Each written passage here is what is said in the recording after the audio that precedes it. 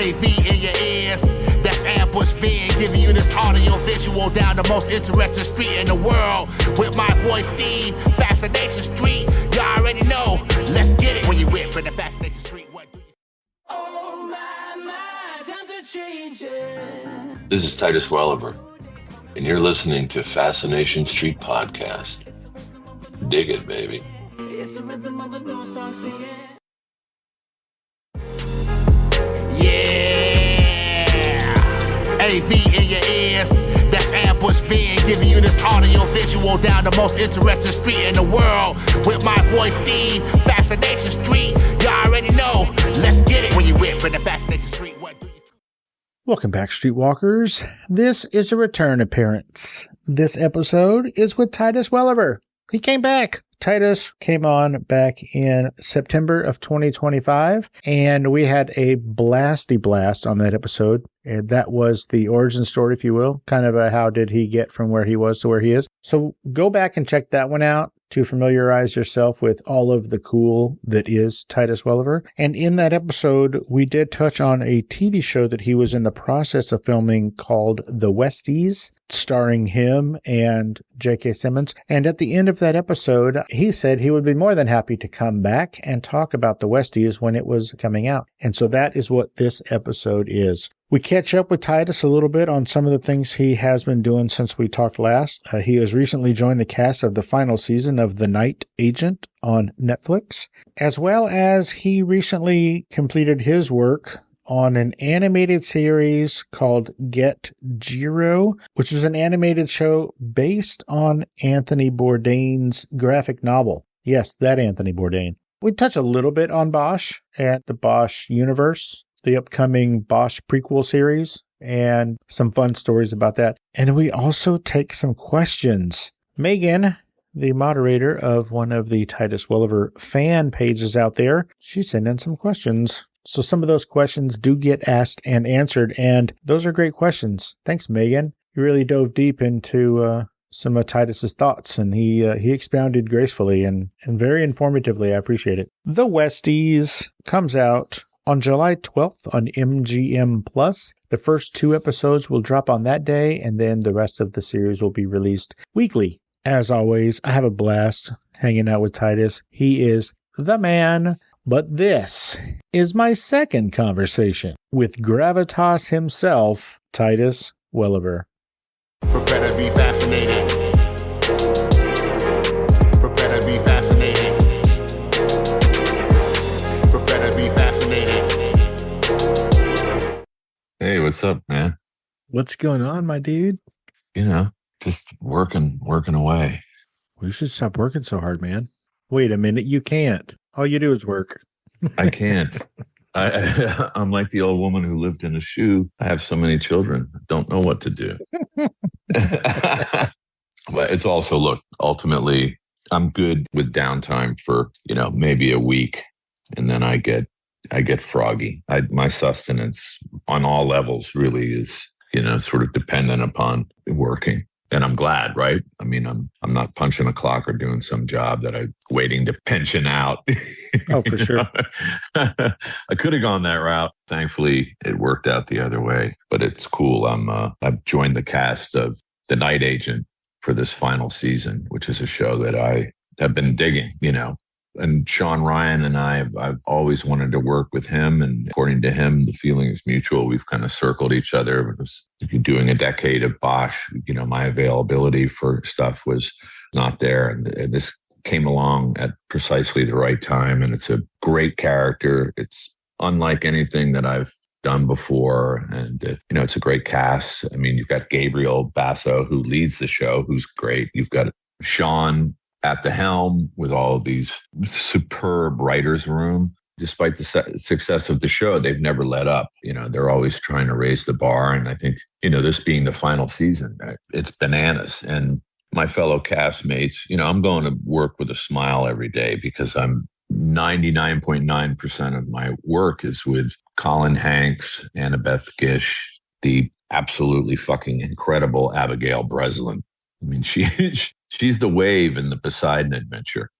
I mean, you got to be at the top of your game when you're working with her, or she will capsize your fucking ship. I was actually there after I was cast. They had finalists for that role. She plays an FBI analyst, and I play a Department of Justice special prosecutor who's trying to kind of uncover and unravel all of the shit that went down in the third season, because the third season kind of lets off and everything is it's a massive mess. So he's this kind of Melvillian, this is my character's kind of white whale case. And so Gabriel and I were doing chemistry readings, callbacks for, the candidates for the role of Kaylin. Everybody was great, but Breslin came in, and I will tell you, and I'll probably tell this story forever now. I mean, she's obviously an actor that we've all watched grow up, right? She's Little Miss Sunshine, right? She's Little Miss Sunshine, and she's been acting since she was like 6 or 7 years old. I've been on both sides of the table in the audition process, over the years. But I don't think I've ever seen an actor come in and do what she did. There was something that was so undeniable that it was like you couldn't get it out of your head. Gabriel and I, at one point after she left the room, we were all kind of powwowing. He goes, "Hey, Titus, so when you were doing the scene with Abigail, did you forget that you were in the scene?" And I went, "Yeah, I did. I was so entranced with what was going on across the table from me that I kind of had to remind myself, hey, it's your job to like help facilitate this person to do their best work." And I was kind of like, I became like a spectator for a nanosecond, and then kind of had to pull my shit together and be like, no. So that's The Squad. It's really great. What network is that on? It's Netflix. Oh, it's Netflix? Okay, cool. I've done voice work for them for some anime projects in the past. This is the first time I've worked over there, and they're great. They're a great company to work with. It's wild that in all of your storied career, this is your first Netflix show. That's wild. Yeah, I just think, part of it was kind of timing. Netflix was established, but, I came in with Bosch at the birth of Amazon. Yeah, that's true.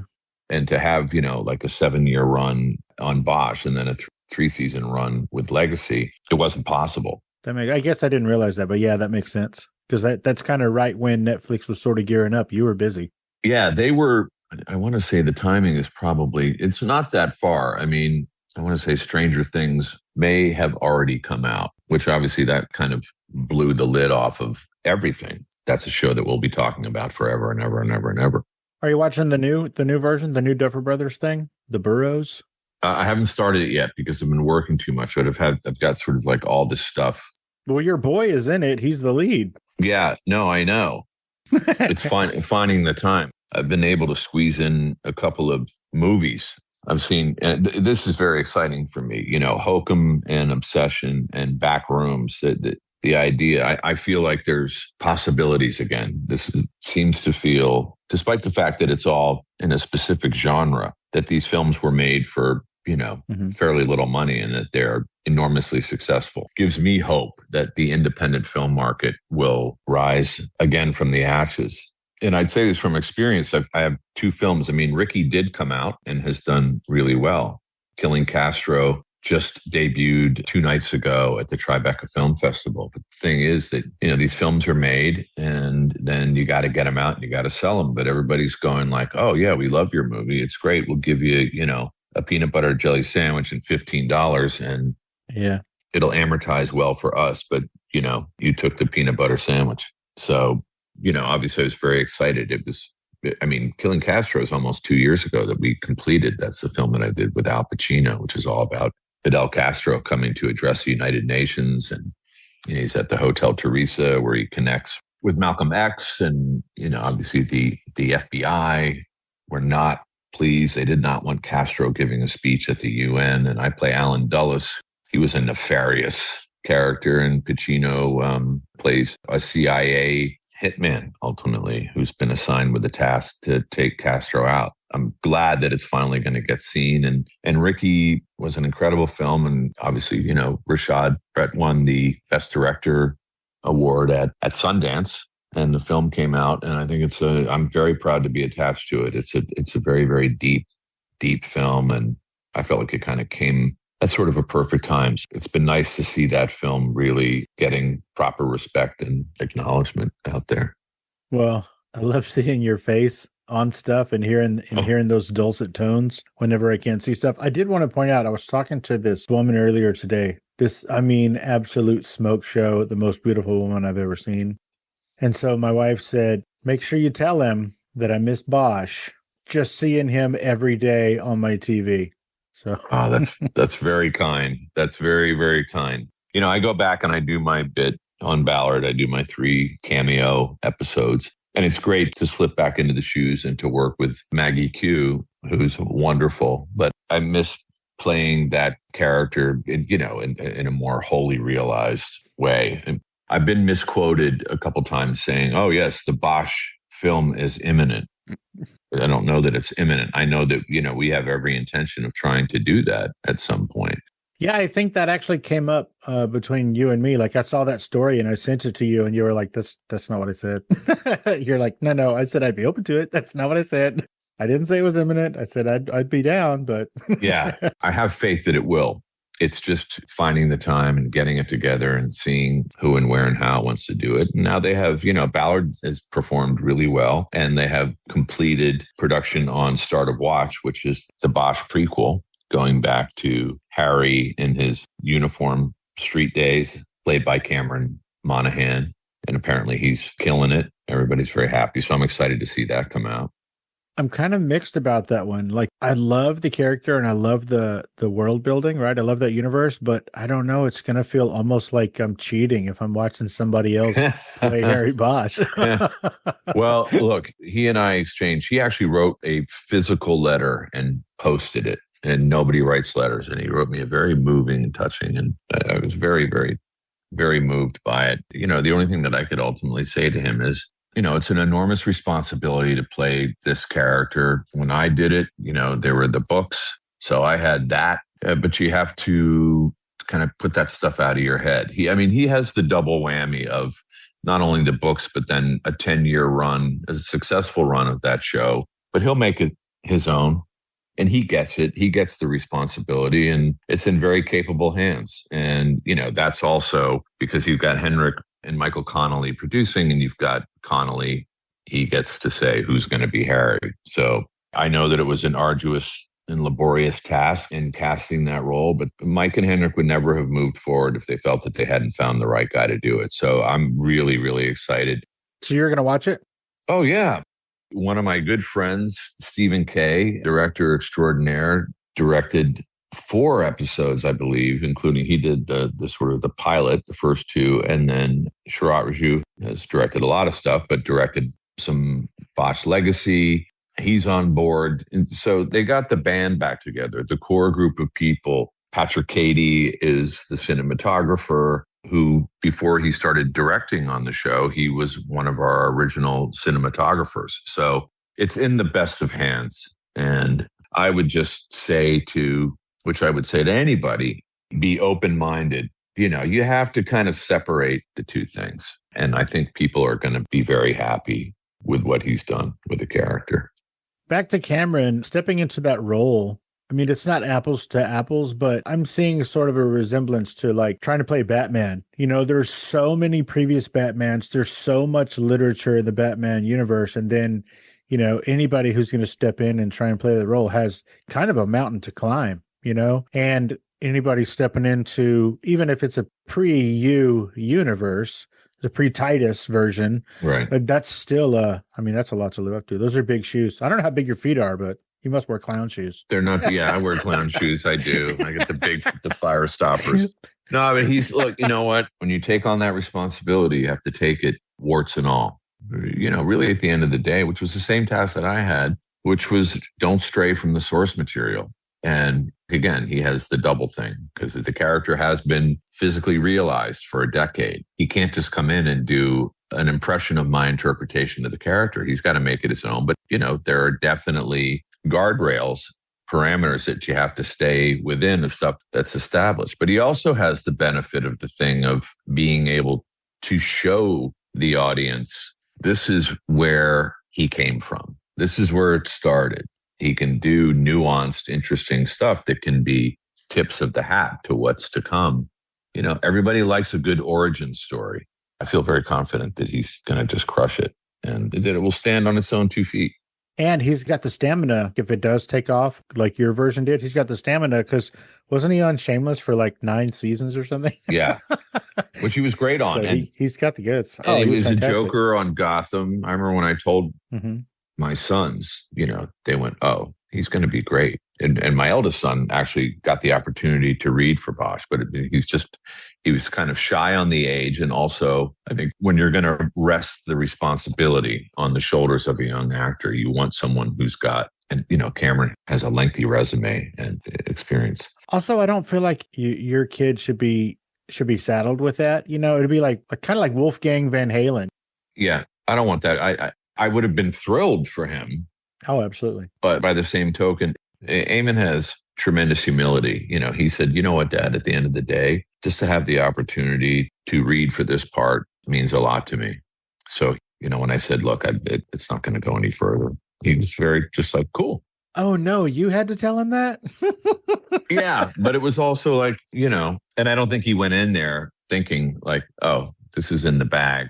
As my kids my 2 sons, I've always said to them, that's the blessing and the curse. You are my sons. So that there's a crack in the door, but at the end of the day, you have to push through and open the door on your own. And once you get through the door, because I am your old man, you have to work twice as hard as everybody else does. So that's a burden, but that's the contract, right? You got to come in and win the day for yourself. It doesn't matter who I am. You're your own guy. You're not Titus Welliver's son. You're Eamon Welliver. You're Quinn Welliver. You're your own men. Yeah, like Charlie and Emilio. Yeah, and they did all right. Yeah, they did okay. They did okay. Hey, Streetwalkers, here's a word from our sponsors.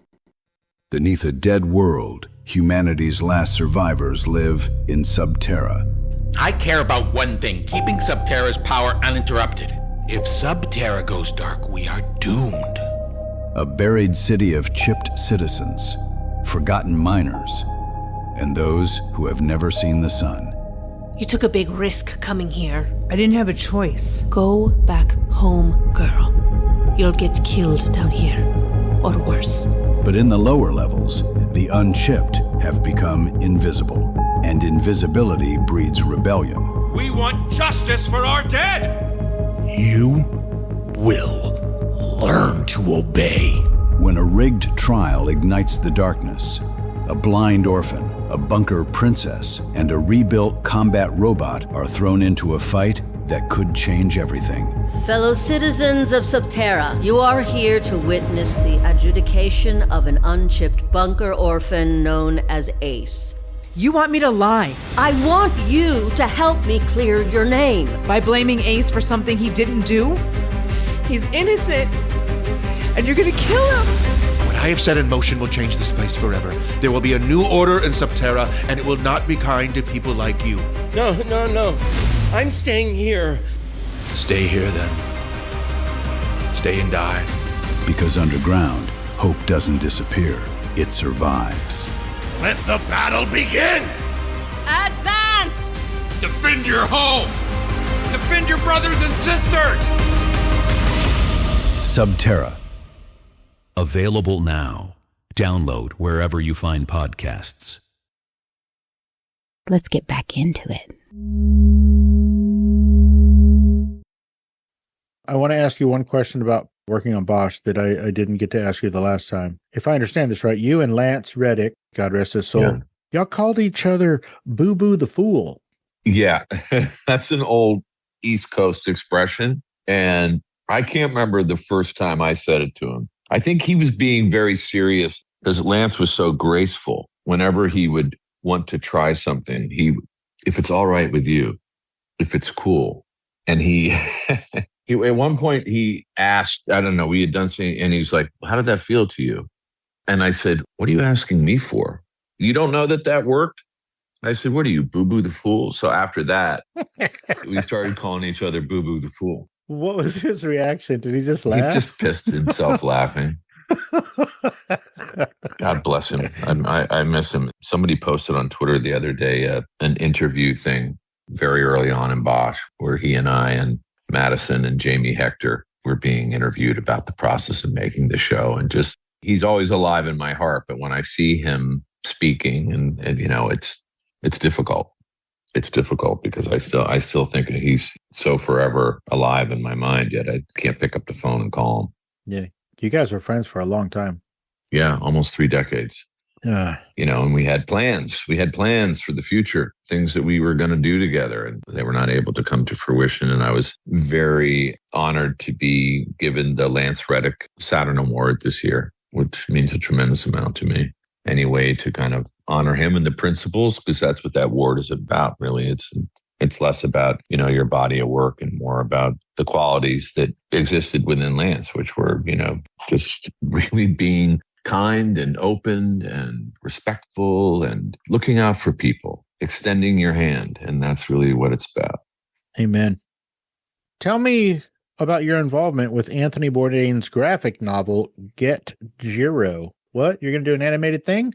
It's so cool. I've already done it. It's complete, but it was a very hush-hush project. This is the thing that Anthony wrote. It's incredibly cool. It kind of mixes genres. It mixes the samurai genre with the gangster genre, with the Anthony Bourdain foodie world.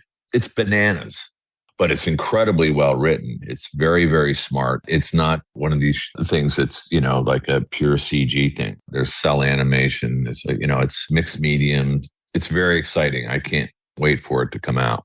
Do you know where it's going to be? I don't know yet. Okay. I'm not sure because I think that's part of the NDA thing. Oh, okay. That's cool. I didn't read the article because I never read articles because I'm always like, oh, if there's anything, because I don't read reviews. So, you know, and a friend of mine was like, it's a press announcement. He's like, what are you worried they're going to say something nice about you? And I said, yeah. The last time we spoke, you told me to stay tuned. There was a little bit of some talk about maybe an upcoming CADS project where you and Ewell and George Hahn might have something up your sleeves. Is there any news on that front?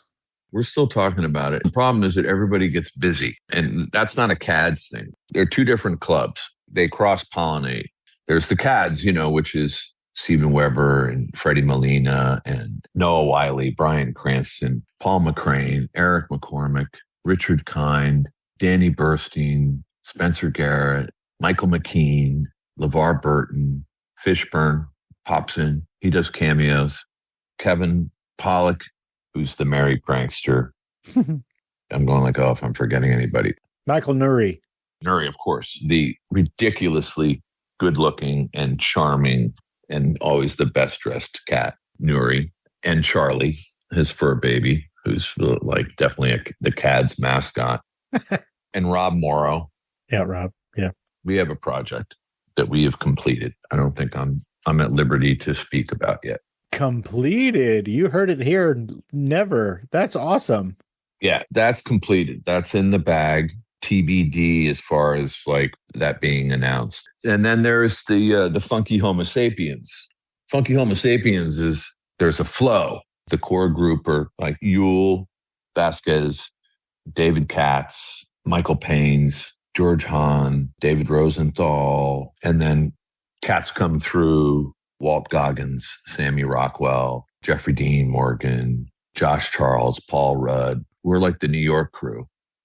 And we gather at a place we affectionately refer to as the Hotel Vasquez, where we gather and scheme. Ewell and I and George Hahn, that's TBD too. It's just everybody gets so busy. You know, we're rarely all together at the same time, which is a good thing that we're all so busy.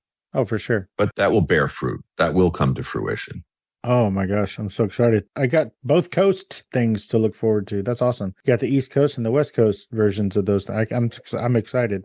Yeah, and there's no enmity. It's not like the rap world. Like, you know, I don't think Richard Kind is going to attempt to assassinate me on the streets of Los Angeles. Or maybe that's just what he wants you to think. You know, he's a tricky guy. Okay, so talking about the CADS and the Funky Homosapiens, let's talk about narcissism for just a hot minute. Since we last spoke in September, how many times has my name come up with the CADS? And scene. Everybody knows you. Everybody knows you. Everybody's grateful. Everything's so impromptu too. We're literally like, I say that we live by a fugitive timetable. You know, when you're a cinema gypsy, it's like half the people are in New York, half the people are in LA. When I'm in LA and I want to get together and have dinner, nobody's ever in LA. Right. Everybody's like, oh, I'm in Malta shooting a movie. I'm in Atlanta. I'm doing a play in New York. Oh, Shaw, he's talking about you, Spence. Yeah. Spence, he's had his theater debut in New York with Dog Day Afternoon, which he was great, as was the entire cast. And it was very enjoyable. And I went to the first preview, which is probably the one show that your friends that are doing that they don't want you to come to. Oh, for sure. Yeah. But I just happened to have that window. And I went, look, I know you would prefer me to, particularly because it was fraught. You know, everybody was seeing all the shit in the news about Jurgis and, you know, oh, he's been banned from the theater and the blah, blah, blah, blah, blah. That shit all works out. So I got to go and see it. And I'm going to say for a first preview, it was polished and it was great. And it was really entertaining. Everyone was wonderful. My old classmate and dear friend, Jessica Heck, was marvelous. And Eben and Bernthal, everybody was great. It's a fun night of theater. It's a good laugh. I love it.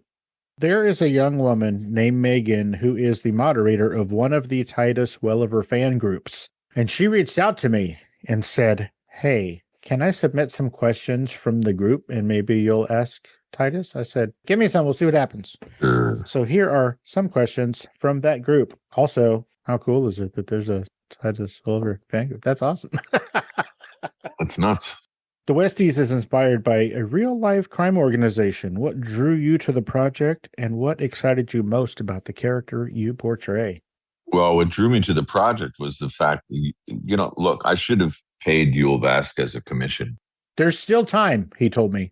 Yeah, I'm sure he said that, but, you know, I'll have to take him out for another dinner. I'm going to see him, actually. I'm going to see him over the weekend, and it's been too long. I miss him.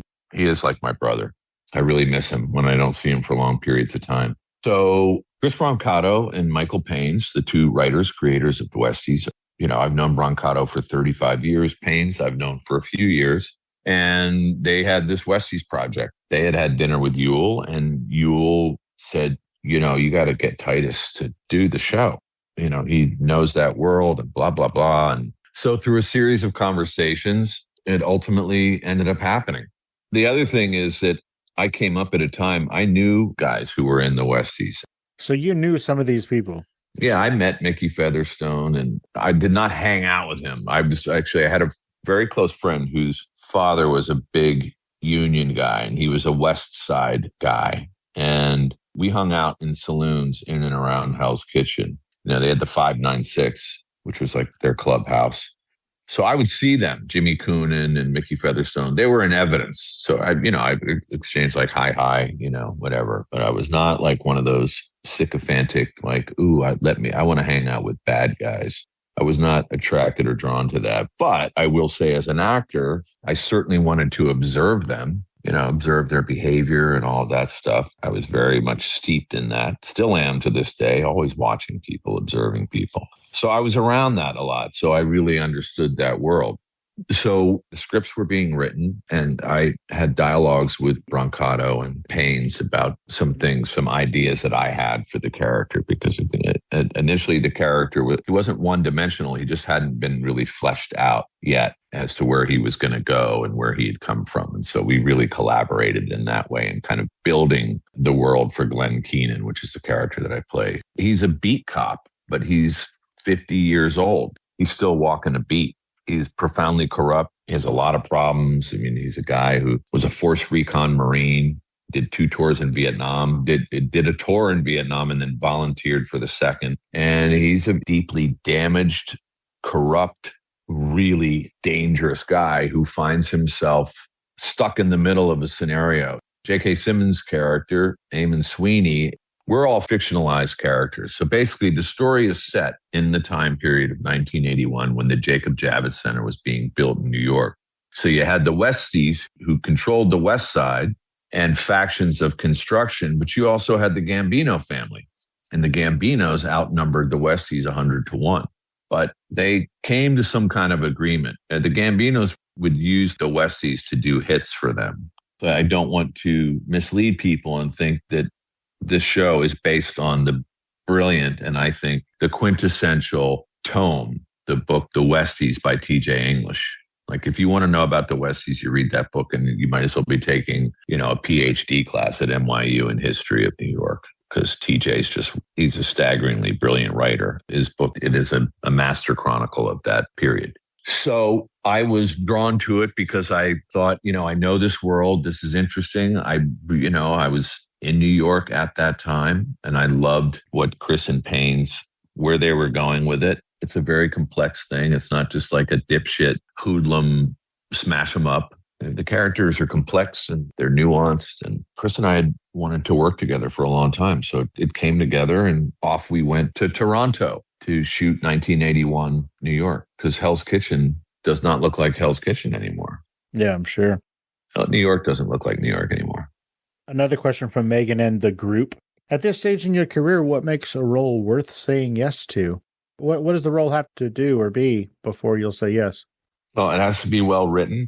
Well, I think that's kind of a given, right? You don't want to do shit. And I've had to venture into shit a few times, but I want something that's well written, and I want a character that's complex. I want to do things that will challenge me. I don't want to repeat, because as you can imagine, you do a character like Bosch, who became such an iconic character. I certainly didn't want to go from Bosch, and people would have been more than happy to have me kind of try to recreate that lightning in a bottle with that character elsewhere. Oh, we'll just do it. He could be a private eye in New York. And I was like, I don't want to do that. Not interested in that. And this character that I'm playing, Martin Duval on The Night Agent, is very, very unlike any character that I've ever played before. Doesn't carry a gun. He's not a rough and tumble guy. He's a deeply cerebral guy. He's a constitutionalist. He's relentless, but he's always the smartest guy in the room. He's the guy that graduated Yale Law, top of the class guy goes, oh, you're in the top 10, to which he immediately disabuses him of that idea and goes, no, I was first in my class, which is a great moment, right? He's like, just so you don't get confused. And it's not like he says it in a bragging way, because the guy goes, oh, what, you were in the top 10? And, he goes, no, I was actually first. A very kind of a throwaway thing. But I think more than anything, it's really choosing material that I will learn from, that I'll grow from. I don't ever feel comfortable. I don't want to feel comfortable.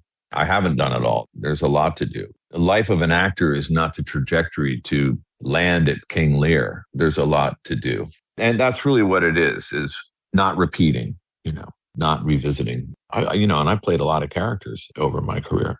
And not one of those characters bears a resemblance to the other. They're all totally, totally different. And certainly with Glenn Keenan on Westies, if people think that they're going to tune in and see Harry Bosch, they are in for a huge surprise. If anything, this character leans more into the orbit of the Bad Lieutenant. Oh. Yeah. This is a very, very, it's probably one of the darkest characters I've played in my career. Wow. But he's not a one note. He's not tropey or a cliche. He's very layered. This is a guy whose personal trauma and life experiences have sort of informed the man that he's become. And I would say that he may not even be particularly happy with the man that he's become, but he's kind of resigned to the fact that this is how it is. This is the way it is. And so he's a survivor. Wow. Hey, Streetwalkers, here's a word from our sponsors. Warning. Not listening to Fascination Street podcast may cause unexpected side effects. Side effects may include sudden fits of boredom, irrational curiosity about everything you missed, the inability to name your favorite podcast interview, spontaneous ignorance of obscure celebrity stories, talking to coworkers about nothing because you didn't hear the latest episode. Other symptoms may include excessive use of the phrase, wait, what happened? Chronic seriousness with no trace of laughter or delight, unexplainable urge to scroll aimlessly instead of being entertained. In rare cases, not listening may lead to wandering aimlessly through podcast apps, overexposure to true crime reruns, and thinking you're cooler than you actually are. If you find yourself experiencing any of these symptoms, stop what you're doing immediately and download Fascination Street Podcast. Ask your podcaster if Fascination Street Podcast is right for you. Spoiler alert, it is. Let's get back into it. You mentioned hopefully finding a role that will help you, Titus, grow. Is there a role that you played that taught you something unexpected about yourself? Like, is there a role that in performing this role, you learned something about yourself or that you weren't aware of before? I don't know. I don't really think so. The stuff that for me that I learn about myself is less about personal development. For me, it's artistic development. I mean, I think with any kind of growth, whether it's artistic or emotional or whatever. It's all kind of falls into the same place. So that if I feel like that I've grown as an artist, then I have evolved as well as a regular human being. But I don't think that I've ever come away from a film and been like, wow, I didn't know that about myself. I think I know myself pretty well. But that's what gets me out of bed, and that's what turns me on, is when I look at something and I go, how am I going to do this? And that's the process that I find extremely exciting, because even though you've got a character on a page, you still have to create an entire internal life for that character. You've got to bring it literally to life. You have to physically embody that character. You have to do all of that. And that's the fun stuff. You remember when you were a kid picking out your Halloween costume. It holds that level of excitement, because one week you want to be Batman and the next week you want to be Spider-Man. And then, but I was the odd eccentric kid who was like, yeah, I'm not really interested. I think I'll be the man with no name, or I'll be, Jimbo. I never wore a store-bought costume in my life. And, I was Peter Fonda from the Wild Angels. This is all when I'm like 7, 8, and 9. I was crestfallen at the tender age of 8 when I decided to be Jimbo. My father had taken me to a Kurosawa retrospective, and those were the first Kurosawa films, and they put the hook in me. I was just like, I thought Toshiro Mifune was the coolest man on the planet. And, my mother helped me out. She helped make the costume, and she did my makeup, and I had the top knot, and she got the crepe hair and gave me the sideburns and did the stubble. And we found plastic samurai swords at a novelty shop, and I was totally crushed and deflated, with the exception of a couple houses that I went to these were clearly people who were literate. People didn't really know who or what I was. They were like, oh, I like your costume. Are you a pirate? Because I had the 2 swords. I was furious. I remember coming home and saying to my father, even at that age, I said, why are people so stupid? Have they never seen Jimbo or Seven Samurai? I was, at 7, I'm like, fucking Philistines, these people. They don't know their ass from a hole in the wall. Philistine. The older I get, the more blown away I am. Because when I was a kid, I thought adults knew everything and were the smartest people on the planet. They're all fucking stupid. All stupid. All stupid. And now stupidity is rewarded and celebrated. Oh, for sure. The more stupid you are and the more you're like, yeah, I don't care. People are like, that guy's cool. He doesn't give a shit. No, he doesn't give a shit because he doesn't have a shit. Mm-hmm. That's the bottom line. Not that everybody needs to be sitting around reading Tacitus or what have you, but do you not have any curiosity in the world outside of your front yard and what wrestling match is on this Friday night? Sometimes I don't even think it's that. I think it's on purpose. Like, I think they're just lying to get cool points. Like, yeah, I had Don McLean on my show twice. Oh, wow. Oh, cool. You know who he is. Wow, look at you. So I was talking to this woman. I've been friends with this lady for 20 years. And she's like, oh, who's on your show this week or whatever? And I said, Don McLean. And she goes, yeah, I don't know that name. And then I said, we can't be friends anymore. Yeah, right. My wife goes, oh, that song, The Day Rock and Roll Died, or whatever it was. And she goes, no, I don't, that doesn't sound familiar. And my wife starts singing this song. She's like, this song. The Chevy to the levee, the whole thing. And she goes, was this a popular song? And I'm just like, you're 70, which means that was probably the number 1 song in the world when you were in high school. Yeah. Like, what are you doing? You're just fucking with me. That's funny. Don McLean had a place in Camden, Maine, and my dad lived in the next town over, Lincolnville, Maine. My dad, it had always been a summer home, and then he moved up to Maine permanently in the early 70s. Don McLean, apparently, unbeknownst to me, somebody mentioned that. They were like, oh, yeah, Don McLean lives in Camden, Maine. And I was like, wow. Yeah, Starry Night. Well, look, those are his hits. There's a lot of other songs. Oh, so many, yeah. I saw Don McLean when I was 6 years old. I saw him at the Main Line in Philadelphia because both of my parents took my older brother and I to see music, to concerts, and we went to clubs. And the Main Line was like Folk City in New York, but it was in Philadelphia. So I saw everybody there, all the great bluegrass and folk singers, Joan Baez, saw Dylan, saw Dave Van Ronk, Don McLean, Doc Watson, Earl Scruggs Review, The Weavers, Pete Seeger and Mike Seeger were both really, really good friends with my dad. So they would have jam sessions at our house when I was a kid. My old man was a really serious 5-string banjo player, bluegrass banjo player. And so they would have these fucking hoot nannies in our living room. Pretty wild. So, and Don McLean was, we're talking about, McLean had not done, I think American Pie is like 72, 73, I want to say, that album. Something like that. I mean, he was established, obviously, then, but he had not had his hits at that point. You live an extraordinary life. One day, I hope you write a book. Or 6. Thank you, Megan, for that question. This is the last one from Megan in the group. Are you going to be narrating the upcoming Bosch book, The Hollow? You do all of them, right? Yeah, I'm sure. I'm sure I will. Michael hasn't said otherwise to me. Sure. You're not fired. I'm not fired. He and I have another project. I directed and acted in it with Jack Quaid and a great cast. Audible did it. It was like episodic format, more like a radio play. Audible produced it, and it was called Safe Man, based on a short story written by Mike Connolly. It's a ghost story. So we did that. That came out and did incredibly well. And so we just did a sequel. I directed it, the first one, and directed the second one. In the second one, I was really directing because my character, well, I don't know spoilers from the first one. People should just listen to it. Yeah, no spoilers. But I assembled a hell of a cast. Davon Johnson, Madison Lintz, Michael Cudlitz, Lisa Gay Hamilton, Lawrence Fishburne, Carl Lumley, 4 of my kids came in. I know there's more people. It's terrible. You have to be careful. It's like you're giving a speech and then you go like, oh, I forgot my wife. So that's coming out. And I'm very excited and happy to report that, I've heard the final product. And what it is it's a throwback to the old Mercury Theater stuff that Orson Welles did.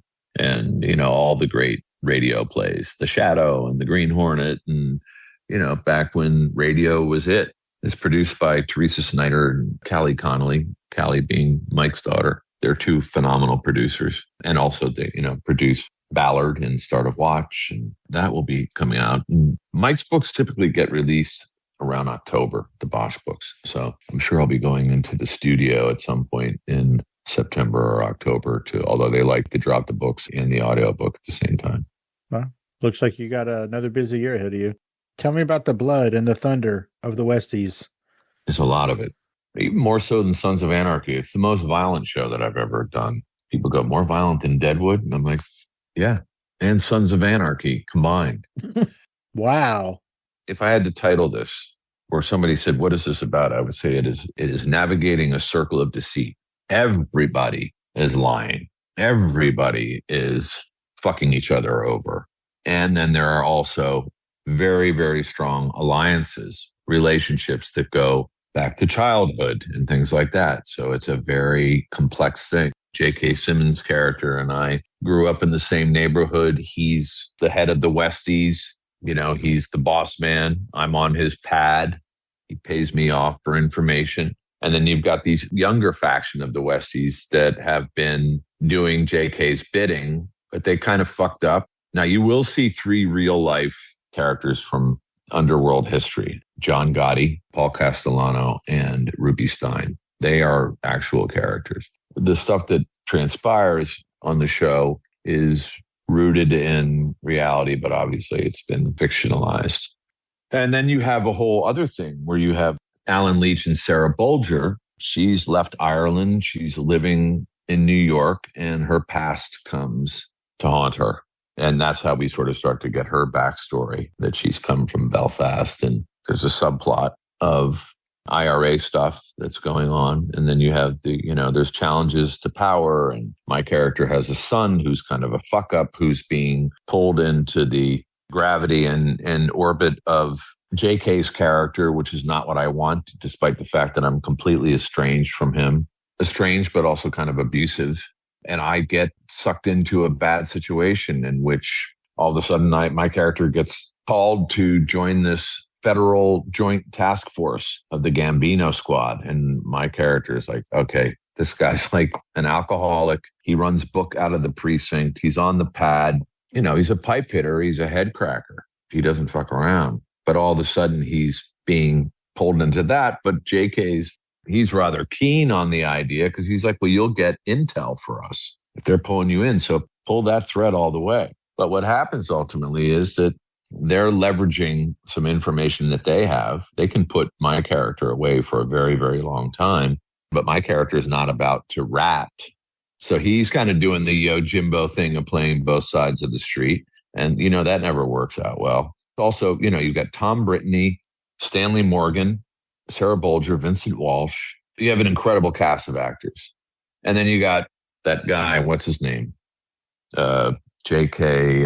Something. J.K. Farmer? J.K. dun, dun, dun, dun, dun, dun. Who's just a gas to work with. He's hysterically funny, loves his sports. Nothing's getting in the way of his sports. And we were there, you know, in the thick of baseball season, and the Blue Jays were doing very, very well. And so JK was very generously hosting trips to the ball games. And he and I worked the same way together. And so that was really fun. Because we're definitely from the same school, no bullshit. We're not from the 30 take school of acting. He comes in, he wants to fucking swing. And that's how I roll. And so we really, you know, and he's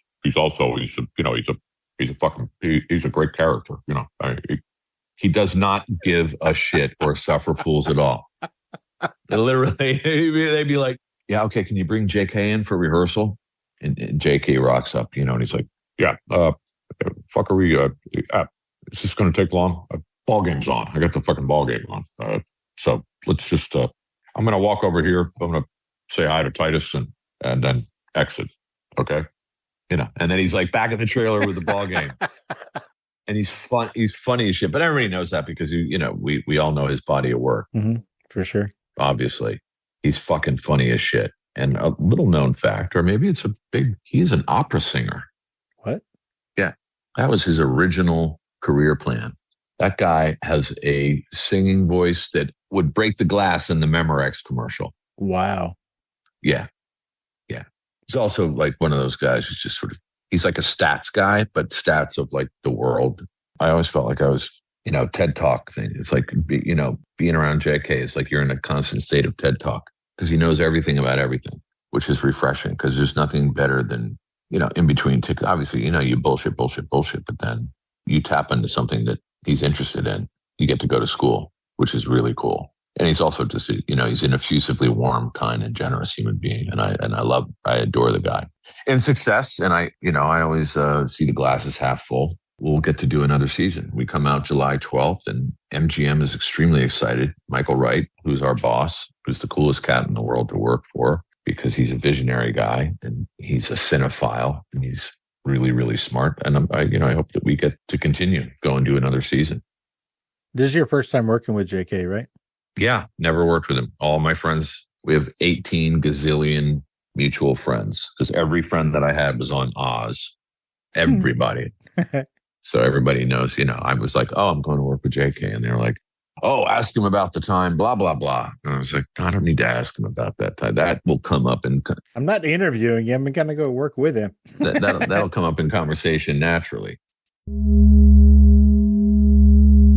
Hey, Streetwalkers, here's a word from our sponsors. You know those popping phone handle things that you see on everyone's phones nowadays? Well, how would you like to put your logo on them? Does your podcast or band need new merch? Do you want to bring attention to your new book or film? Maybe you need something unique for your Patreon or crowdfunding campaign. Then visit thelogopop.com, where you can customize them with the logo of your podcast, band, business, art, school mascot, or whatever else you can think of. These are way more affordable than you may think at thelogopop.com. Mention where you heard this ad and get free shipping on your entire order. Remember, that's thelogopop.com to order your custom popping phone handles. That's thelogopop.com. Let's get back into it. Did you make a soundtrack for this role? Yeah. I made 3. Westies 1, Westies 2, and Keenan. And I actually shared them, which is something I don't normally do. I shared the 2 Westies soundtracks with a few of the cast members, Vincent Walsh, Alan Leach, and Sarah Bolger. And they were like, this is bananas. My friend Vincent was like, oh, dude, I love this. He's like, I want you to DJ a party for me. Yeah. What's funny is that they're not just specific. I mean, they are specific. They were created for me to create ambient noise in my head of the period. It's like having a little time machine, you know, or something you can kind of grab onto. But I frequently find myself in the car going like, Siri, play the Westies playlist. They came out well. In the 80s, end of the 70s, there was some great music. So and a lot of it's kind of comfort food. But as I was going back through it and finding the stuff, because I initially go and seek it out on my own. I'm like, what was some of the stuff I was listening to? And then rediscovering shit that I hadn't listened to in ages. Papa's Got a Brand New Bag by Pig Bag. And I forgot about Soft Cell, and obviously Thin Lizzy and Van Morrison, 38 Special, Eddie Money. I mean, there's that's what the music is all over the map at that point. It's a cool time period to pull that list up. Is there music on the Westies? Is there a soundtrack for the Westies, like the show itself? Mark Isham is composing the score, I believe. So it's going to be an original score, you think? Yeah. Okay. And the theme song is by the Dropkick Murphys, who are badass. Wow. So yeah, it's cool. They did an amazing job with it. I can't wait for the show to come out. The opening credits are very cool. They're kind of unlike anything you've seen before. Well, that is exciting stuff. Titus, I have taken up so much of your time today, and graciously, as always, you have given it to me. Listeners, stay tuned for the new podcast, which is going to be called TWIMNBF, which stands for Titus Welliver is my new best friend. I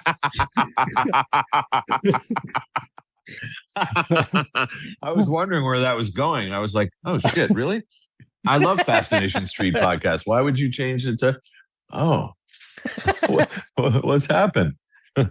Streetwalkers, don't forget, July 12th on MGM Plus is going to be the Westies, starring J.K. Simmons and Titus Welliver. Do you know, is it going to come out weekly, or is they going to drop the whole thing? Like, how are they doing it over there at MGM? Do you know? On the 12th, you get episodes 1 and 2, and then it will be weekly. They'll drop another one. Okay. Because it's only 8 episodes. Okay. It's only 8 episodes. But look, based on what I know from Michael and other people, and from, obviously from Brancato and Pains, the show is tested insanely well with people. They really are digging it and want more. And that's all you can do. Oh, good. It starts obviously with the writing of Chris Brancato and Michael Pains. They did a great job. These poor fuckers, they did not have a writer's room. They wrote every episode together. So they were lashed to the mast and would try to keep ahead, so that we were always like 2 episodes. So we had enough written. But at the same time, they've got the Bible and, the trajectory of where the show's going to go, but they're having to do it in real time. And it was an arduous task, which they did with great finesse. I'm really excited for everyone involved for it to come out, because it was not an easy show. People busted their asses on it. Obviously, everybody was far away from home, with the exception of local hires. And people from Ireland, from England, from LA. So we became a sort of merry band.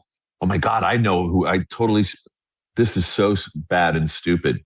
I don't want her to, she better not listen to this. Jessica Francis Dukes, which is when I was telling you about the whole thing about the Gambino Squad is that she is the catalyst for that whole thing. She runs the Gambino Squad. She's the one that pulls me in.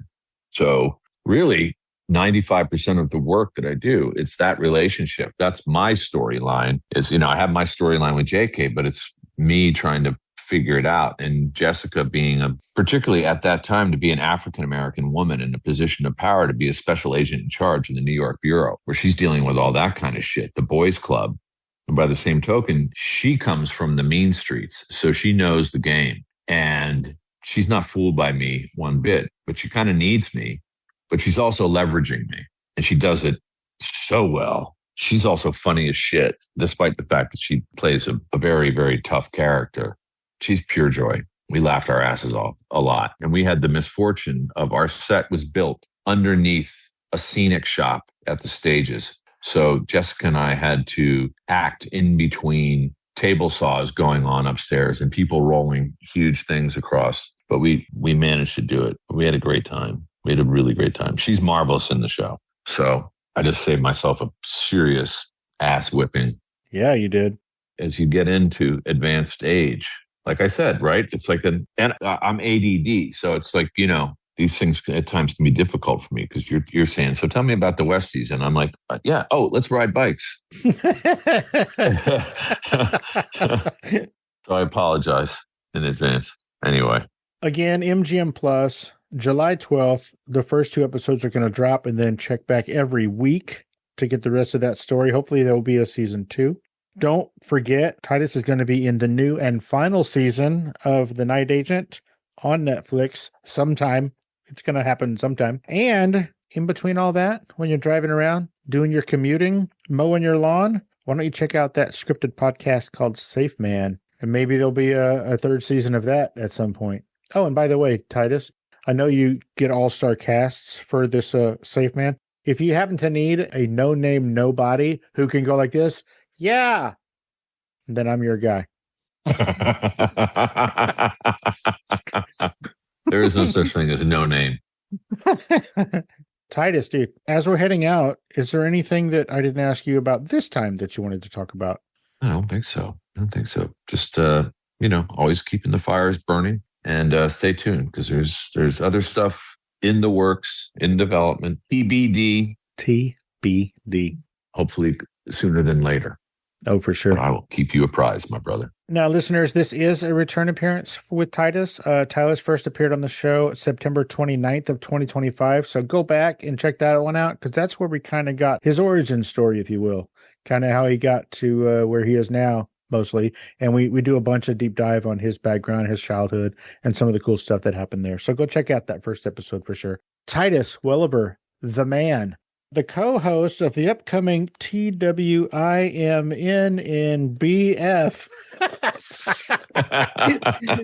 Oh, buddy. It's always good to talk to you, and you take it easy, man.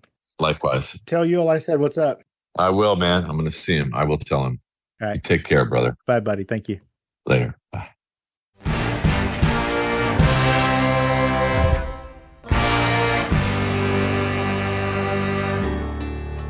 Opening music is from the song FSP Theme, written, performed, and provided by Ambush Vin. Closing music is from the song Kosh, written, performed, and provided with the blessings of Kosh Mojo himself. If you like the show, tell a friend. Subscribe and rate and review the show wherever you listen to podcasts. All episodes are available ad-free at patreon.com/Fascination Street Podcast. And don't forget to follow the show on YouTube, Spotify, Instagram, and TikTok. And again, thanks for listening.